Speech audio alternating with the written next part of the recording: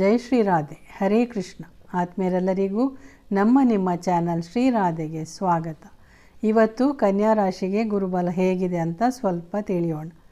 ಗುರುಬಲ ಕಡಿಮೆಯಾಗುತ್ತದೆ, ಧನಲಾಭವಿದೆ, ಉದ್ಯೋಗದಲ್ಲಿ ಏನು ತೊಂದರೆ ಇಲ್ಲ, ನಿಂತು ಹೋದ ಕಾರ್ಯಗಳು ಮತ್ತೆ ಶುರುವಾಗುವು, ದೈವಕೃಪೆ ಇದ್ದೇ ಇರುತ್ತೆ, ವಿದೇಶ ಪ್ರವಾಸ ತೀರ್ಥಯಾತ್ರೆ ಮಾಡುವಿರಿ, ನಿಮ್ಮ ಮಾತಿನ ಶೈಲಿ ಜೀವನ ಶೈಲಿ ಸ್ವಲ್ಪ ಬದಲಾಗುತ್ತೆ, ಏನೋ ನಿರೀಕ್ಷೆ ಮಾಡ್ತಾ ಇರುತ್ತೀರಿ, ಎಲ್ಲಿ ನೋಡಿದರೂ ಅದಕ್ಕೆ ಸಂಬಂಧ ಇರುವಂತೆ ವ್ಯವಹರಿಸ್ತೀರಿ, ಧನ ವ್ಯಯವೂ ಆಗುವುದು, ಕೆಲವರಿಗೆ ಒಳ್ಳೆಯ ಉದ್ಯೋಗ ಸಿಗುವುದು, ಎಲ್ಲರಿಗೂ ಸಿಗೋದಿಲ್ಲ, ಅಕ್ಟೋಬರ್ ನಂತರ ಉಳಿದವರಿಗೆ ಒಳ್ಳೆಯದಾಗುತ್ತೆ.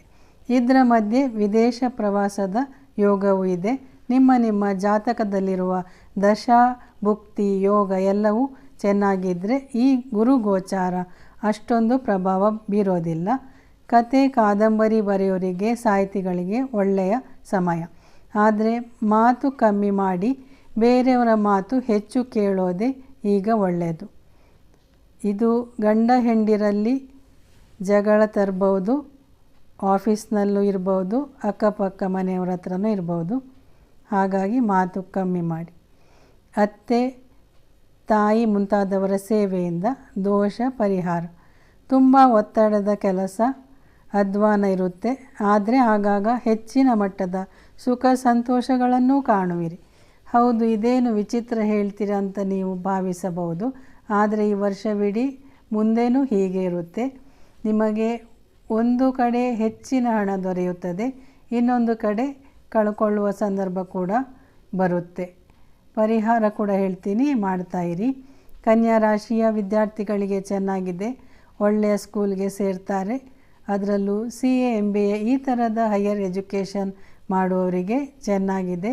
ಉದ್ಯೋಗದಲ್ಲಿದ್ದರೆ ಹೆಚ್ಚಿನ ಜಾಣತನ ಹಾಗೂ ಶ್ರಮ ವಹಿಸಬೇಕಾಗುವುದು, ಆದರೆ ಅಗತ್ಯಕ್ಕಿಂತ ಹೆಚ್ಚು ಯೋಚಿಸಬೇಡಿ, ಅದು ನೆಗೆಟಿವ್ ಅಂದರೆ ಋಣಾತ್ಮಕವಾಗಿ ಕೊನೆಗೊಳ್ಳುತ್ತೆ.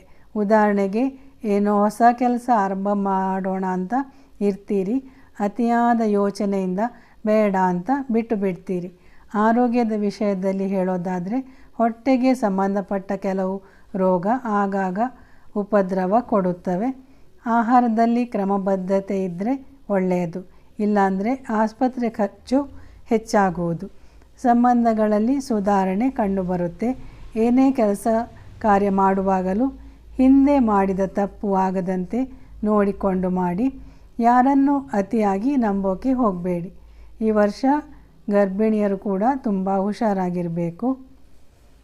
ಪರಿಹಾರಾರ್ಥವಾಗಿ ವಿಷ್ಣು ಸಹಸ್ರನಾಮ ಪಾರಾಯಣ, ಗುರುವಾರ ಕಡಲೆಬೇಳೆ ಬೆಲ್ಲ ದಾನ ಮಾಡಿ, ಗುರುಗಳ ಆರಾಧನೆ ಮಾಡ್ತಾಯಿರಿ. ಸಂಕಷ್ಟಹರ ಚತುರ್ಥಿ ವ್ರತ, ಗಣೇಶನಿಗೆ ದಿನಾಲು ಗರಿಕೆ ಅರ್ಪಣೆ ಮತ್ತು ಬೆಲ್ಲ ನೈವೇದ್ಯ